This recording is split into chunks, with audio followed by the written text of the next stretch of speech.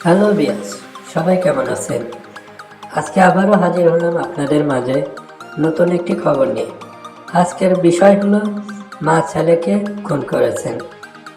কে বলবে এই ছেলে নিজেই তার মায়ের হত্যাকারী? নৃশংসভাবে নিজের গর্ভধারিণী মাকে হত্যা করে ডিপ ফ্রিজে লুকিয়ে রেখে সাদ নামের এই ছেলেটি তার মাকে নৃশংসভাবে হত্যা করেছেন। শুধু মিডিয়াই না, প্রশাসনও জোর গলা দিয়ে প্রেস ব্রিফিংয়ে বলেছেন যে সাদ তার মাকে নৃশংসভাবে হত্যা করেছেন। হত্যার কারণ হলো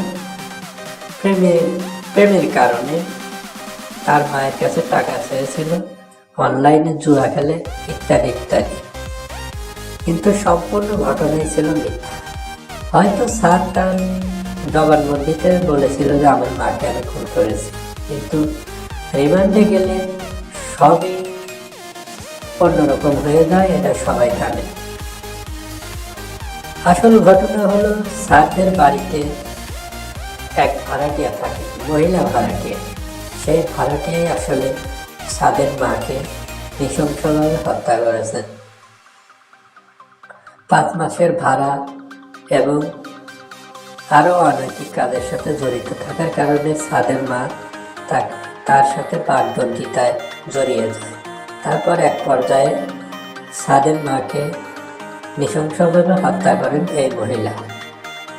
সোভিয়াস কোথাকার পানি কোথায় গেল?